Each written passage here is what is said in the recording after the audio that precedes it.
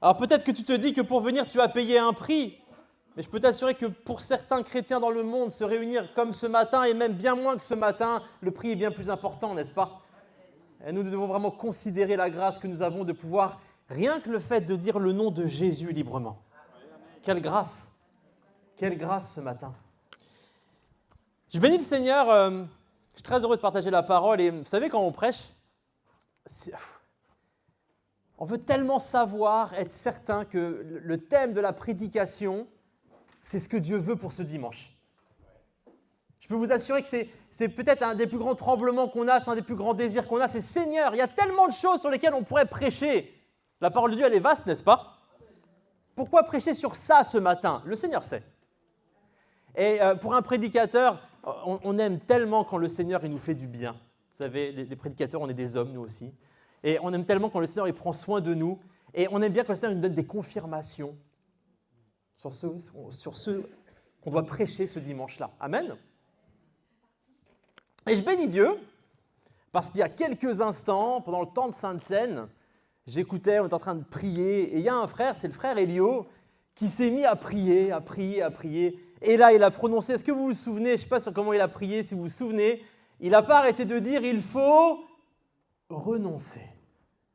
Seigneur, nous ne voulons pas renoncer à toi, alors nous devons renoncer. Seigneur, toi, tu as renoncé pour nous. Amen. Donc voilà, je voulais vous dire que je ne prêche pas ce matin parce que c'est déjà fait. On peut rentrer à la maison. Le Saint-Esprit est à l'œuvre au milieu de nous ce matin. Amen. Le Saint-Esprit prépare nos cœurs. Le Seigneur, ce matin, je bénis le Seigneur parce qu'il a vraiment confirmé cette thématique que le Seigneur avait mise sur mon cœur. Ce matin, si tu veux l'afficher, merci ma sœur. Ce matin, frères et sœurs, on va parler du renoncement. Et on va voir combien c'est essentiel en tant que chrétien. Et entre nous, c'est pas agréable, n'est-ce pas? Les bénédictions, l'amour de Dieu, mais alors le renoncement, frères et sœurs. Est-ce que vous êtes d'accord avec moi que Jésus est le chemin, la vérité et la vie? Alléluia! Et nous avons une grâce spéciale. Frères et sœurs, est-ce que nous nous rendons compte que nous connaissons le bon chemin? Vous savez que la France, c'est le pays champion des antidépresseurs. Pourquoi? Parce que les gens n'ont pas de sens à leur vie. Parce que les gens ne trouvent pas le chemin. Alors ils font des crises. Alors ça ne va pas dans leur vie. Il y a la crise de la trentaine. Il y a la crise. Non, ça commence plus tôt maintenant. Alors, chez les enfants, il y a le Terrible 2, le Terrible 3, le Terrible 4. Vous connaissez ça ou pas, les parents? Quand ton enfant de 2 ans, il te fait une crise, c'est le Terrible. Il a quel âge? Il a 2 ans, c'est le Terrible 2.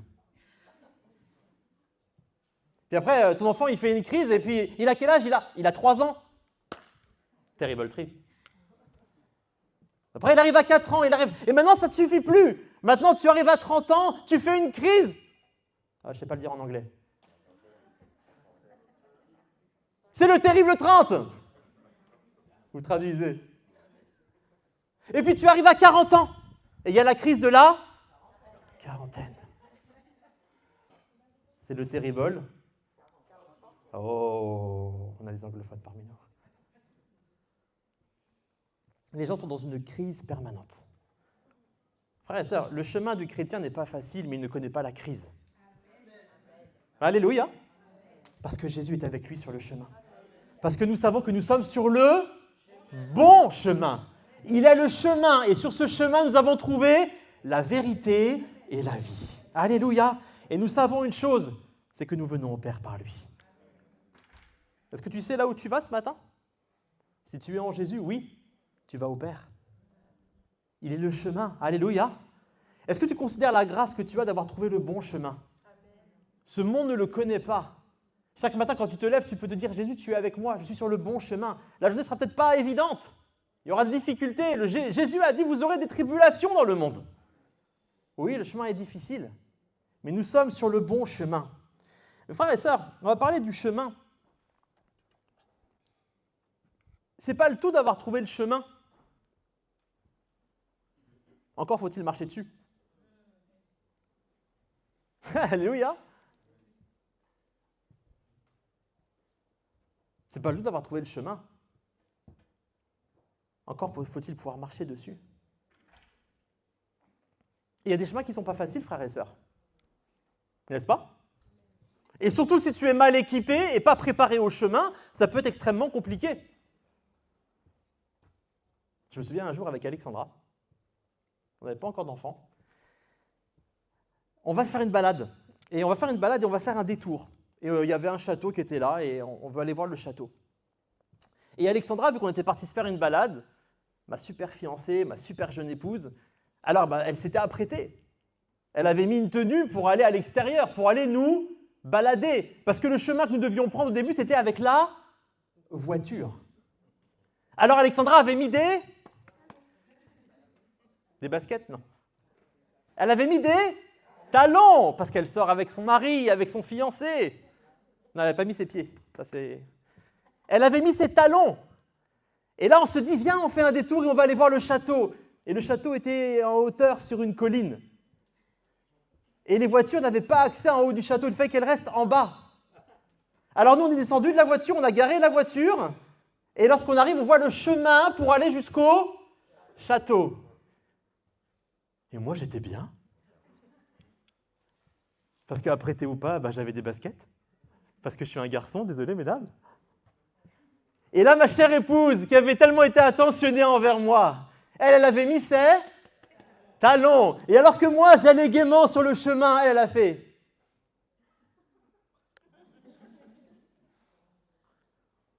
Elle n'était pas préparée au chemin. Elle avait trouvé le chemin, mais elle n'était pas préparée au chemin. Frère et sœur, tu peux avoir trouvé le bon chemin, mais es-tu prêt à marcher sur ce chemin avec Jésus? Trouver le chemin, c'est bien, mais il faut pouvoir y marcher. Et on ne marche pas sur un chemin de montagne ou dans la brousse, comme on marche sur les Champs-Élysées. C'est pas pareil. Champs-Élysées, c'est compliqué, j'entends. Tu sens ceux qui sont sur Paris, là. C'est compliqué aussi, n'est-ce pas? Il faut se préparer aussi pour les Champs-Élysées, on est d'accord, mon frère, hein? Frère et sœur, il faut connaître la nature du chemin pour pouvoir y marcher. Est-ce que tu connais la nature du chemin que le Seigneur t'a proposé? Il faut connaître la nature du chemin et beaucoup de chrétiens ont des problèmes dans leur marche avec Dieu parce qu'ils n'ont pas accepté réellement ce qu'était le chemin du Seigneur. Ils veulent bien du chemin parce qu'ils veulent de Jésus, ils veulent de la vérité, ils veulent de la vie, ils veulent venir au Père. Alléluia! Mais il y a un chemin à arpenter pour ça. Et la promesse est merveilleuse et elle est réelle. Celui qui marche sur ce chemin est sauvé et Jésus est avec lui tous les jours jusqu'à la fin du monde. Mais ce n'est pas pour autant que le chemin, il est facile. Vous savez où je veux en venir ce matin? Matthieu 7, tu connais le passage, versets 13-14. Jésus va dire, entrez par la porte étroite, car large est la porte et spacieux le chemin qui mène à la perdition. Et il y en a beaucoup qui entrent par là. Mais étroite est la porte et resserrez le chemin qui mène à la vie. Et là, il y en a peu qui le trouvent. Je vais m'arrêter un instant, frères et sœurs. Ces quelques derniers mots doivent marquer ton cœur et que tu te rendes compte quelle grâce tu as ce matin. Parce que ce chemin qui mène à la vie, il y en a peu qui le trouvent. Est-ce que toi, tu l'as trouvé ce matin? Quelqu'un veut lever la main avec moi ce matin? Est-ce que tu l'as trouvé? Est-ce que tu l'as trouvé ce chemin? Tu fais partie des peu qui le trouvent. Le Seigneur est venu te chercher. Tu as fait partie de ceux qui l'ont trouvé. Le peu qui le trouve. Vous êtes le peu, frères et sœurs, ce matin. Quelle grâce! Quelle grâce! Vous savez, on est toujours lorsque quelqu'un gagne au loto, gagne à l'euro-million, il y a une chance sur des millions d'avoir la combinaison. Et là, on se dit, le numéro, il y en a peu qui le... Et là, on est presque admiratif. Ah, il a gagné les millions! Pourquoi? Parce qu'il y avait peu de chances de trouver le numéro. Frères et sœurs, nous avons gagné Jésus-Christ. Et il y en a peu qui le trouvent, qui ont la chance de venir à Jésus-Christ. Nous devons être beaucoup plus admiratifs, beaucoup plus heureux, reconnaissants d'avoir trouvé Jésus-Christ. C'est le plus grand des trésors. C'est le plus grand des cadeaux. Et frères et sœurs, il y a une différence immense entre les chrétiens qui ont compris et accepté cet enseignement de Jésus. Ils ont compris et accepté que le chemin, il était resserré, que le chemin était étroit. À partir du moment où tu le sais, à partir du moment où tu es conscient du chemin sur lequel tu vas, tu te prépares. Amen. Tu ne mets pas des talons, pour aller au château. Tu ne mets pas des talons pour aller à la montagne. Amen. Tu te prépares. Il y a une différence immense, frères et sœurs. Ces chrétiens qui ont compris et accepté cet enseignement de Jésus, et il y a les autres, ceux qui n'ont pas accepté, ceux qui ne veulent pas entendre que le chemin il est étroit. Le chrétien qui a accepté, frères et sœurs, il se décourage moins. Il se décourage moins, pourquoi ? Parce qu'il sait que le chemin est difficile. Il l'accepte. Aussi, ce chrétien, il marche mieux parce qu'il a préparé son équipement. Amen. Et frères et sœurs aussi, parce qu'ils savent que le chemin est difficile, ces chrétiens vont se fortifier en Jésus-Christ, parce qu'ils savent qu'il y a une chose dont ils ont besoin, c'est de la force du Seigneur pour l'arpenter, ce chemin. Tu ne te permets pas de ne pas prendre du temps avec Dieu, tu ne te permets pas d'être léger spirituellement, d'être dans le compromis, quand tu sais que le chemin qui t'attend, c'est un chemin difficile. Amen. Frères et sœurs, il y a des personnes qui sont surpris que le chemin est difficile.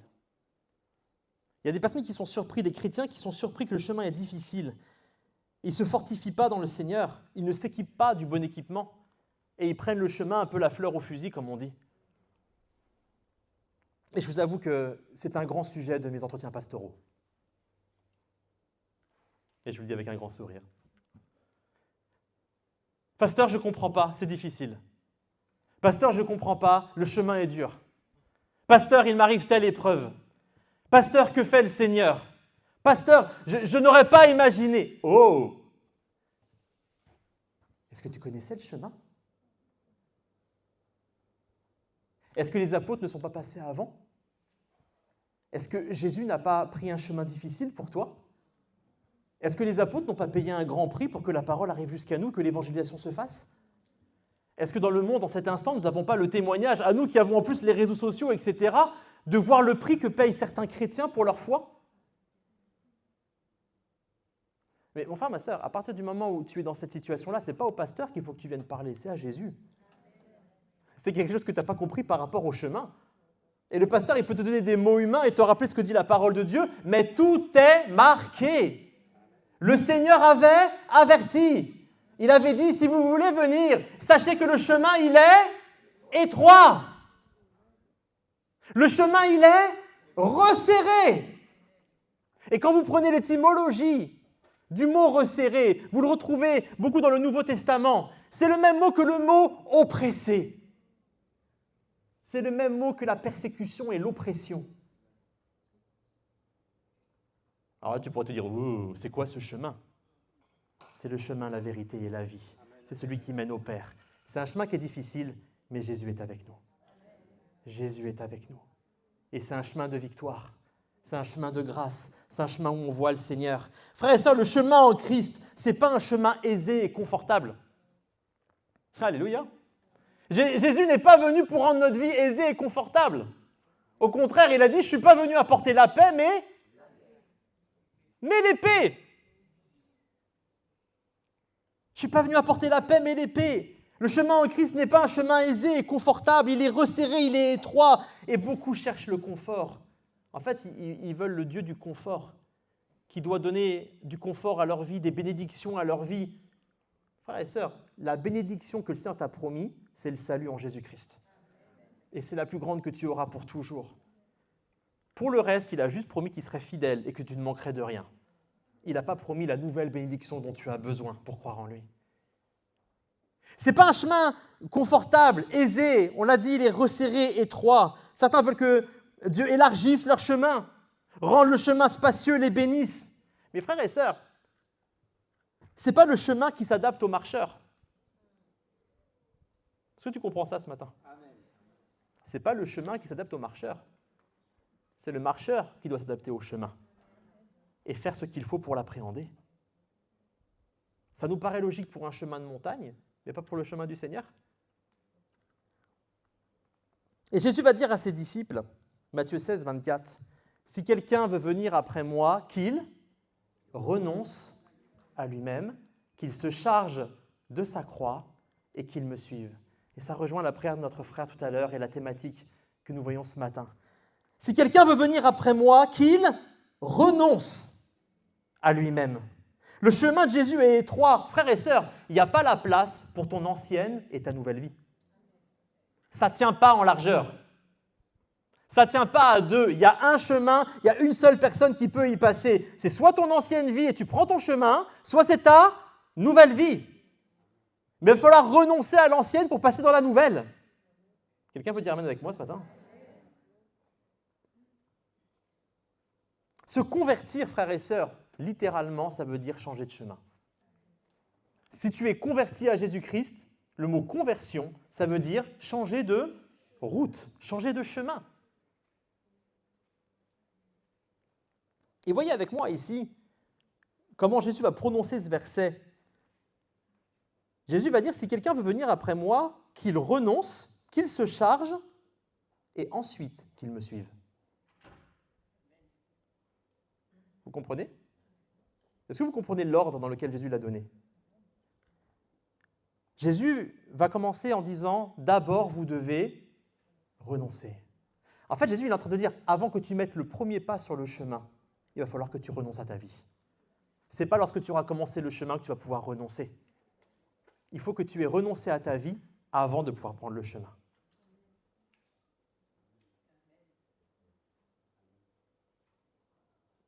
Renoncer, le mot renoncer. Dès que ta chair entend le mot, elle se met à faire le tri dans la tête. C'est pas vrai? Si là je te disais ce matin, il faut que tu renonces à quelque chose. Automatiquement, il y a deux colonnes qui se mettent dans ta tête. Oui, ce que je veux bien renoncer et non, ce que je ne veux pas renoncer. Est-ce que vous avez déjà fait le tri d'un bac à jouets avec votre enfant?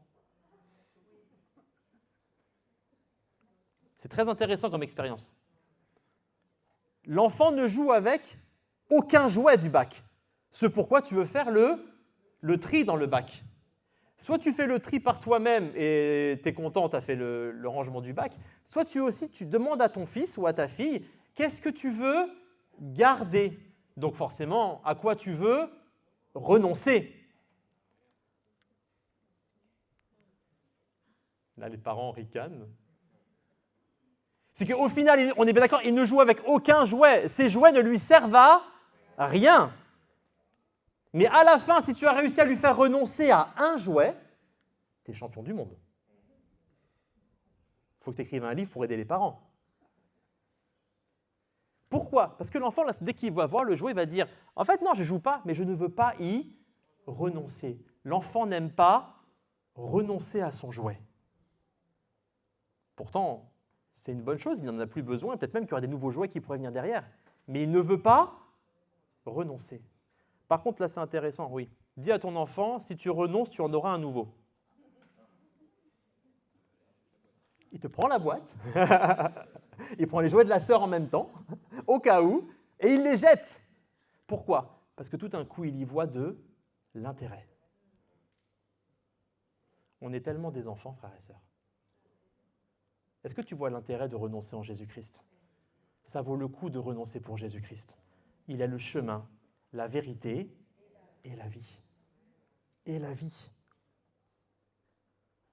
Jésus ne nous demande pas de renoncer seulement à ce que l'on veut bien, il demande de renoncer à nous-mêmes. En fait, je résume, Jésus demande de renoncer à tout. Est-ce que tu as renoncé à tout pour Jésus? Oh, il y a un calme ce matin. Vous auriez dû venir dimanche dernier, c'était mieux. Hein. C'est pas moi qui prêchais. Ah, c'était la souffrance la semaine dernière, remarque. Mettez la clim plus bas. Les gens s'endorment. Est-ce que tu as renoncé à tout? Est-ce que tu as renoncé à toi-même?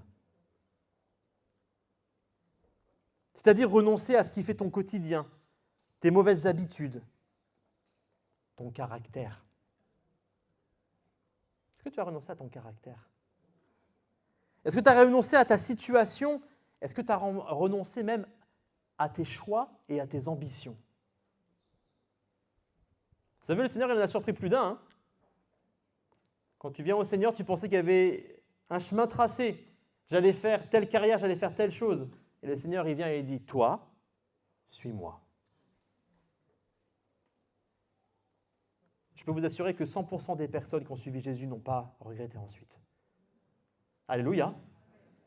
Il n'y a pas à regretter à suivre Jésus-Christ. Et peut-être que dans ta vie, tu n'avances pas avec Dieu. Et tu te demandes pourquoi. Et le Seigneur te dit ce matin, mais est-ce que tu as renoncé à ce qui t'empêche d'avancer? Je te rappelle que le chemin, il est étroit. Et si tu veux y aller avec tous tes bagages, ça ne va pas passer. Il arrive un moment, ça va frotter. Et toi, dans ta vie, tu es là avec tous tes bagages. Forcément, ça frotte à côté, tu peines à avancer. Le Seigneur, il dit juste, lâche. Il te dit, renonce. Et là, d'un coup, lorsque tu lâches le tout, même si le chemin, il est étroit, ça passe. Ça passe. Et vous savez, frères et sœurs, c'est ça le chemin de la sanctification. Se sanctifier, ce n'est pas seulement renoncer au péché. Se sanctifier, c'est devenir saint comme il est saint. Alléluia. Lorsque tu progresses avec le Seigneur, tu deviens plus saint. Tu lui ressembles de gloire en gloire, de victoire en victoire. Amen.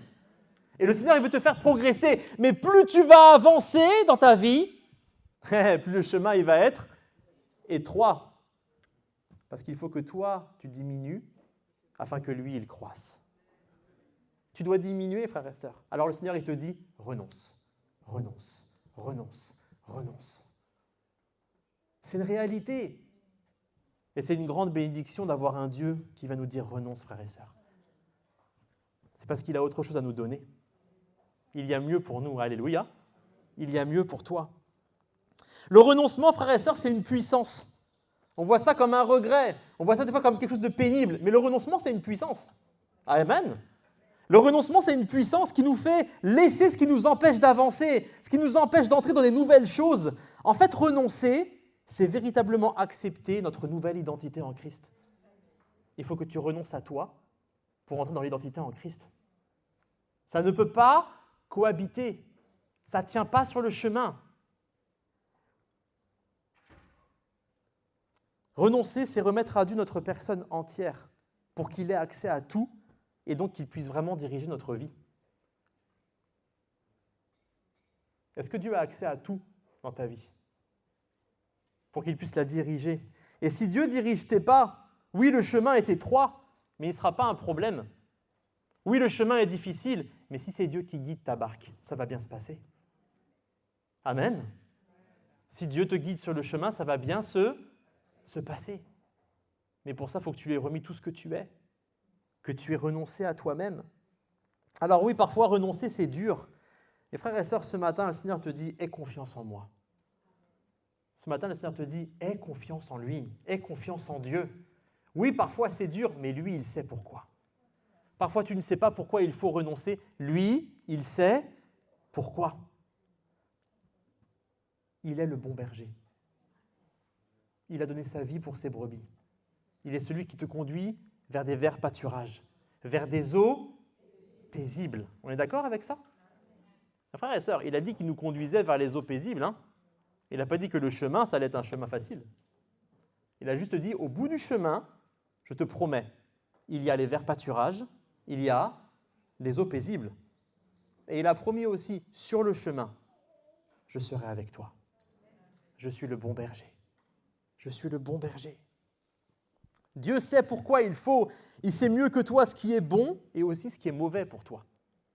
Comme un enfant, tu sais mieux que ton enfant ce qui est bon et mauvais pour lui. Le Seigneur connaît, et il connaît son chemin aussi. Il connaît les pièges du chemin. Il connaît les souffrances. Je vous rappelle que Jésus a supporté les mêmes souffrances que nous. Et je dirais même certainement plus que nous ce matin. Amen. Jésus connaît. Alors renoncer, c'est difficile. Mais finalement, mal marcher avec Dieu, c'est encore plus difficile. Amen. J'aimerais te laisser vraiment cette pensée ce matin. Renoncer, c'est difficile. Mais mal marcher avec Dieu, c'est encore plus difficile. Si tu renonces dès le début, ta marche va être facilitée. Que si tous les jours tu marches mal avec Dieu, combien tu vas souffrir dans ta vie de chrétien.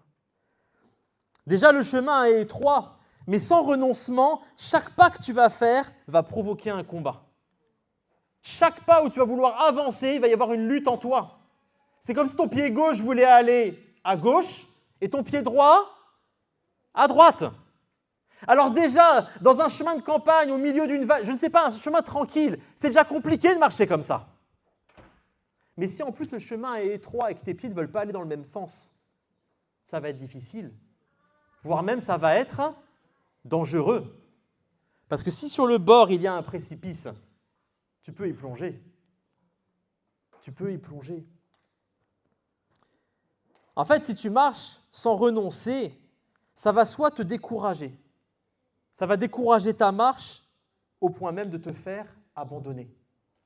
Oui, c'est trop difficile. Alors je m'arrête là. Le Seigneur n'est pas vraiment sur le chemin. Franchement, frères et sœurs, l'adversaire va vous bombarder de pensées. L'adversaire va vous bombarder de pensées. Ce dont vous n'avez pas renoncé va être des portes ouvertes au diable pour vous mettre du découragement dans la tête.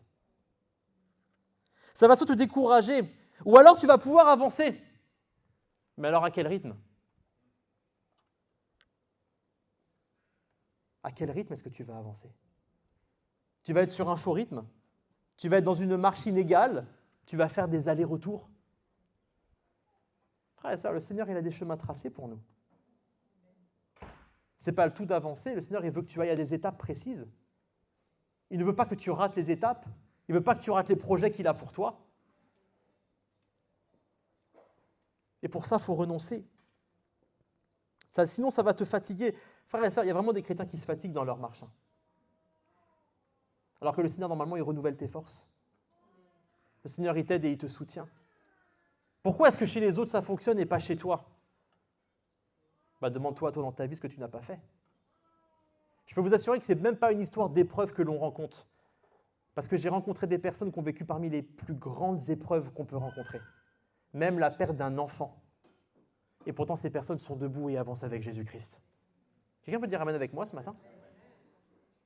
C'est pas l'importance de l'épreuve. Ce qui est important, c'est ton Dieu. C'est ce que tu as renoncé et comment tu le suis. C'est comme ça que tu peux avancer avec lui. Tout ce dont tu ne renonces pas avant le chemin est une occasion pour le diable de te faire renoncer au chemin. C'est pour ça que Jésus a dit, d'abord tu renonces, tu portes ta croix et après tu peux me suivre. Tout ce dont tu ne renonces pas avant le chemin est une occasion pour le diable de te faire renoncer au chemin par la suite. Si tu renonces, je peux te le dire, le chemin sera toujours serré. Mais il deviendra possible. Il deviendra possible. Alléluia. Il deviendra possible. Et c'est pour ça, frères et sœurs, que le renoncement, ça ne peut pas être un positionnement qui est vacillant. Il faut être ferme pour renoncer. Et il faut être ferme dans ses renoncements. Renoncer véritablement, c'est une attitude, frères et sœurs, un style de vie. C'est un abandon de qui on était avant. C'est un abandon de qui on était avant. Tu dois renoncer à toi-même. Il ne faut pas que tu le gardes dans un coin, dans un tiroir pour le ressortir au cas où. Il faut aller sur la croix avec Jésus-Christ. Ceux qui sont à Jésus-Christ ont crucifié leur vie avec lui. Vous vous souvenez que lorsque vous prenez votre baptême, c'est dans sa mort que vous plongez. Amen. Vous renoncez. Ce n'est pas un positionnement vacillant. Renoncer véritablement, c'est une attitude d'abandon. Et ça doit être quelque chose qui est définitif. Frères et sœurs, en fait, renoncer, c'est vouloir honorer Dieu en le choisissant. Amen. Quand tu renonces, tu honores Dieu. Tu le choisis réellement. Seigneur, j'ai le choix entre le monde et toi. Je te prends toi, Seigneur. Mais ce n'est pas quelque chose de déshonorant. Je te prends totalement. Je t'honore par ma décision. Une décision qui est ferme, définitive, totale. Et c'est pourquoi Jésus, il est clair dès le début. Il est totalement clair dès le début avec ceux qui veulent le suivre. On le voit dans Luc, chapitre 9. Il est dit, verset 57, « Pendant qu'ils étaient en chemin, quelqu'un lui dit, « Je te suivrai partout où tu iras. » Jésus lui répondit, « Les renards ont des tanières et les oiseaux du ciel ont des nids, mais le Fils de l'homme n'a pas où reposer sa tête. » Alors il y a un autre qui vient, Jésus dit à un autre, « Suis-moi. » Et il répondit, « Permets-moi d'abord d'aller ensevelir mon Père. » Mais Jésus leur dit, « Laisse les morts ensevelir leurs morts, et toi, va annoncer le royaume de Dieu. » Un autre dit, « Je te suivrai, Seigneur, mais permets-moi d'aller d'abord prendre congé de ceux de ma maison. » Jésus lui répondit, « Quiconque met la main à la charrue et regarde en arrière n'est pas bon pour le royaume de Dieu. » Un peu plus loin, dans Luc, chapitre 14, au verset 33, Jésus va dire, « Ainsi donc, quiconque d'entre vous ne renonce pas à tout ce qu'il possède ne peut pas être mon disciple. »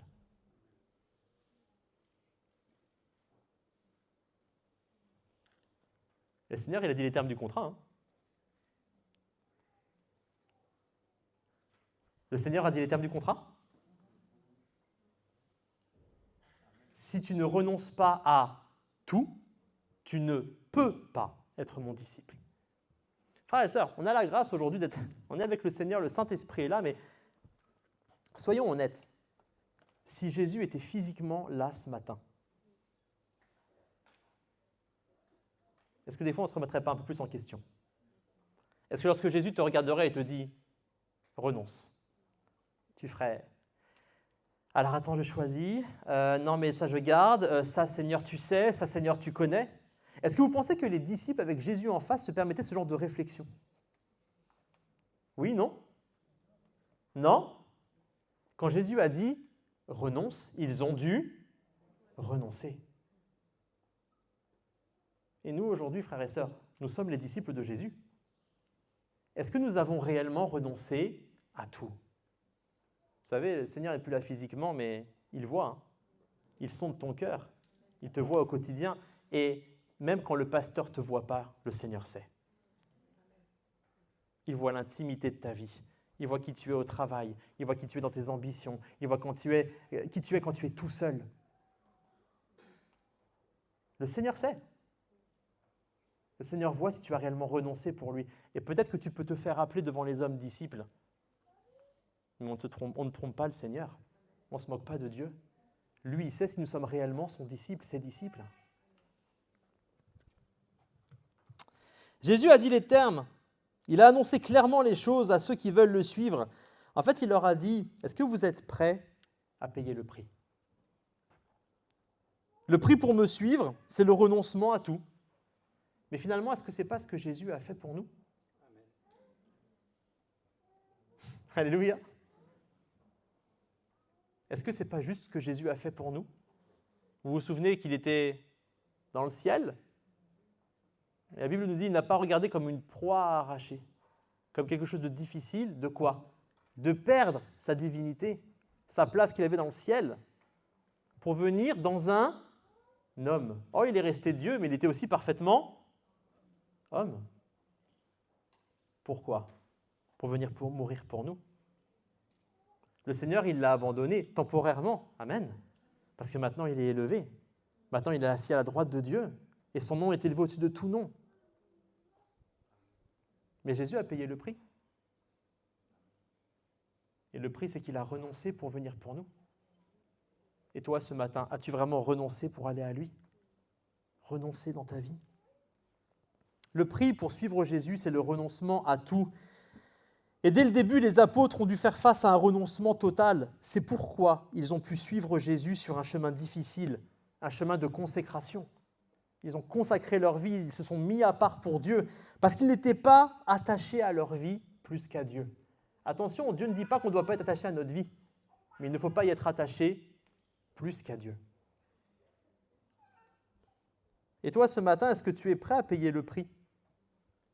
Alors attention, pas le prix que tu veux bien payer, le prix qui est demandé par Dieu. Amen. Ça ne se passe pas comme ça. Quand tu arrives à la caisse du magasin, tu ne peux pas dire « Désolé, ce n'est pas 30 €, c'est 15 ». La caissière elle va dire « Il n'y a aucun problème, monsieur.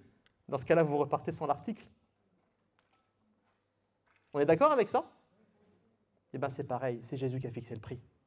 Tu ne peux pas dire « c'est moitié prix ». Tu peux pas. Ou alors si, tu dis « Seigneur, c'est les soldes, je veux payer moins cher ». Ok, tu auras une vie avec moins de valeur. Toute la valeur que tu n'auras pas donnée, tu ne la retrouveras pas dans ta marche avec le Seigneur. Tu vas rater tes objectifs, tu vas marcher plus difficilement, tu ne vas pas rentrer dans les projets que le Seigneur a pour toi. Frères et sœurs, on le verra à la fin, ça vaut le coup de payer le prix. ça vaut toujours le coup de choisir Jésus-Christ. Dans Marc 10, versets 21 à 23, on a le passage, vous savez, de l'homme riche. On connaît bien ce texte. Je passe le début, mais Jésus, il est dit au verset 21, « Jésus l'ayant regardé l'aima ». Je trouve ces quelques mots merveilleux.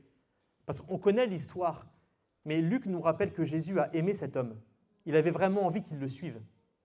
Cet homme aurait pu suivre Jésus. Amen.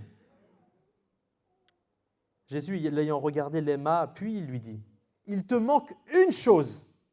Va, vends tout ce que tu as, donne-le aux pauvres, et tu auras un trésor dans le ciel. » Ça vaut le coup, n'est-ce pas? Il y a un trésor, il y a une promesse.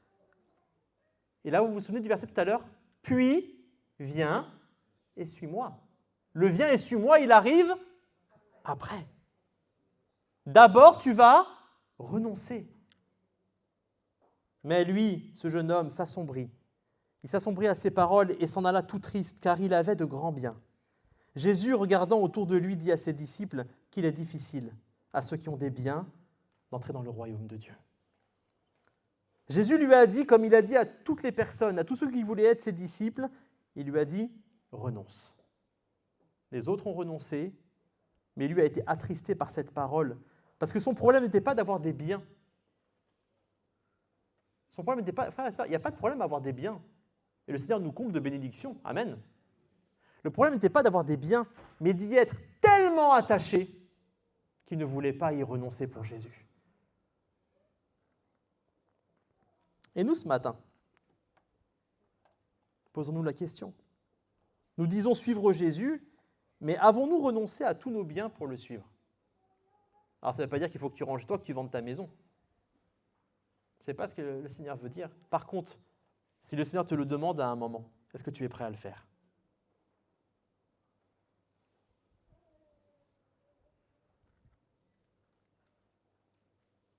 Es-tu prêt à laisser ta maison pour Jésus? Vous savez, avec Alexandra, ça fait 8 ans qu'on est dans la maison qu'on a actuellement. Lorsqu'on est rentré dans cette maison, on l'a achetée. Alors vous savez, quand on achète, en plus, on est propriétaire. On se sent lié à la maison et puis tu as un crédit sur 25 ans. Alors tu te dis, là, normalement, tu viens pour rester un moment. Quand on est rentré à l'achat, on a signé chez le notaire, on a eu les clés, on est rentré dans la maison. La première chose que l'on a fait dans la maison, c'est que nous avons prié avec Alexandra en disant, Seigneur, quand tu nous le demandes, on part. Cette maison, elle t'appartient. Et si tu veux nous la reprendre, elle est à toi. Amen. On aime bien dire Amen au témoignage des autres. On aime bien applaudir. « Oh, le pasteur, il est courageux, c'est formidable. Oh, ils y vont, hein. » Frères et sœurs, c'est peut-être pour ça aussi que le Seigneur, il appelle certains. Peut-être aussi pour ça que certains, ils rentrent dans une certaine destinée, dans certains projets. Ce n'est pas que l'un ou l'autre a plus de talent. Dieu connaît les appels et ce qu'il donne, mais est-ce que tu as renoncé pour rentrer dans ce que le Seigneur a pour toi? Est-ce que tu as payé le prix pour ta vie? Frères et sœurs, est-ce que tes biens sont un problème? Est-ce que tes biens sont un problème? Posons-nous la question ce matin. Si Jésus te dit tout de suite, vends tout, donne-le aux pauvres et suis-moi à l'autre bout du monde. On part au Congo. On part en Afghanistan. On part en Corée du Nord. Ceux qui y sont partis, c'est exactement ce qui s'est passé. Le Seigneur leur a dit, tu laisses tout et tu y vas. C'est ça leur histoire, frères et sœurs. Pas plus que ça. Juste des gens qui ont répondu, oui Seigneur. Ils ont laissé, ils sont partis. Ils ont osé, ils ont suivi le Seigneur. Et c'est pourquoi, frères et sœurs, je ne veux pas parler d'argent ce matin forcément, mais j'aimerais que vous compreniez pourquoi déjà la dîme et les offrandes sont importants. Parce que si déjà vous n'arrivez pas à donner vos dîmes et vos offrandes au Seigneur, comment réagirez-vous le jour où il vous dira « donne-moi tout » ? Si déjà pour toi c'est difficile, dans l'Ancien Testament c'était les 10%. Le Nouveau Testament, il y a un sujet par rapport à ça. Parce que Jésus ne reprend pas les fameux 10%. Par contre, on sait que le Seigneur, il honore cette pauvre femme qui a donné de son nécessaire. Et la Bible encourage la libéralité. Frères et sœurs, je crois, je dois vous le dire, que si dans l'Ancien Testament il y avait 10% qui étaient donnés, c'est une base minimum. Combien tu donnes pour le royaume de Dieu? Et ça te regarde.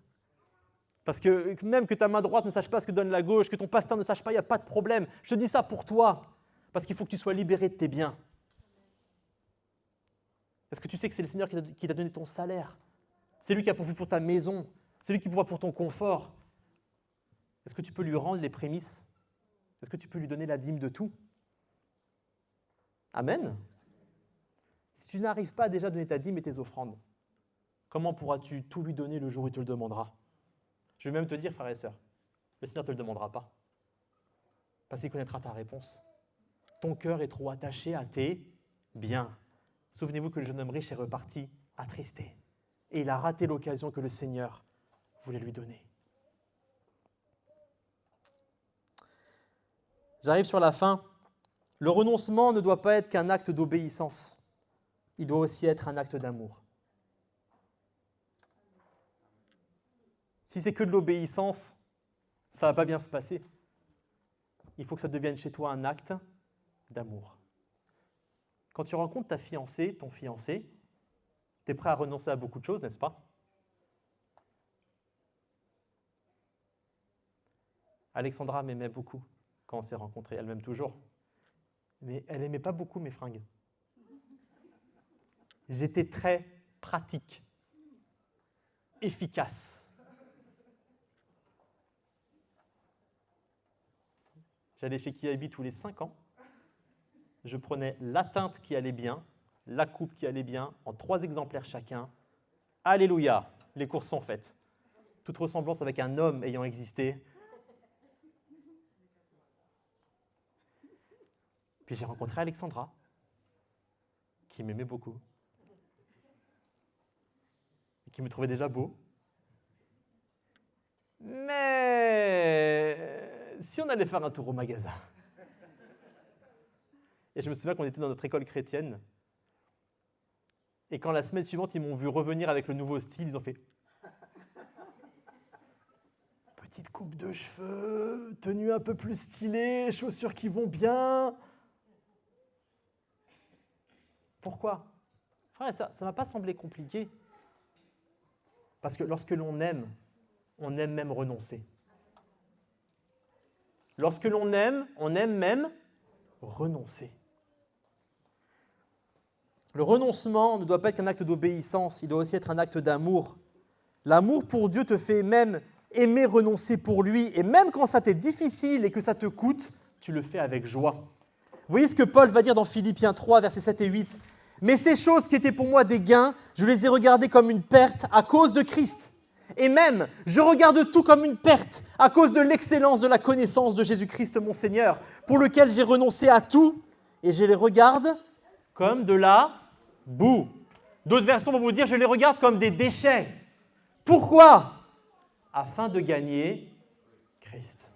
Quelqu'un veut dire amen avec moi ce matin? Les enfants arrivent, mais restez concentrés, frères et sœurs. Ce que je considérais comme un gain, ce qui avait de la valeur pour moi, ce qui était important. Je ne sais pas ce qui s'est passé, j'ai rencontré Jésus et maintenant je vois tout ça comme une perte. Et même, j'ai envie de les perdre. Pourquoi? Parce que je veux gagner Christ.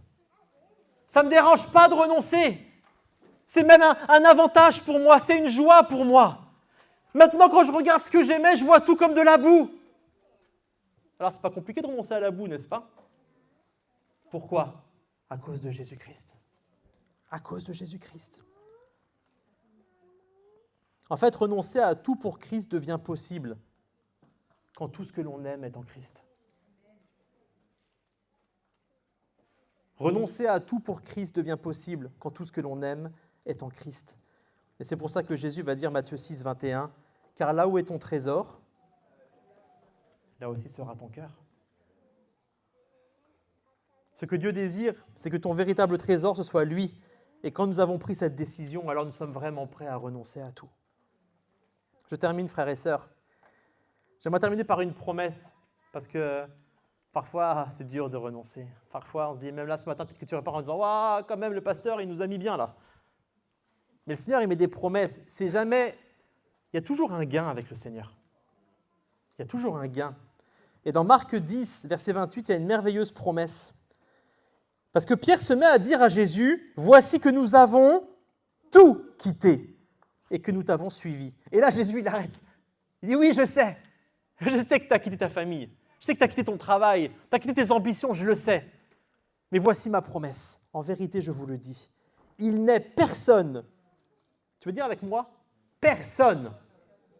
Il n'est personne qui ait quitté à cause de moi et de l'Évangile, maison, frères, sœurs, mère, père, enfant ou terre, et qui ne reçoive au centuple. Il n'est personne qui ait tout abandonné pour moi et qui ne recevra pas au centuple. Présentement, dans ce temps-ci, frères et sœurs, ce n'est pas que pour le ciel, ce n'est pas que pour le temps d'après. Il y a une promesse déjà pour toi ici. Tu vas recevoir le centuple de Dieu. Ce n'est pas l'évangile de la prospérité, c'est la promesse de Dieu.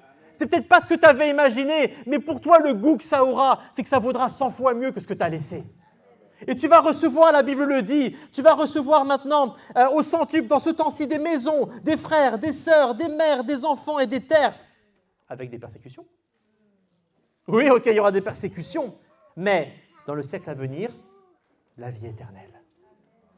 Plusieurs des premiers seront les derniers, et les derniers seront les premiers. Alléluia.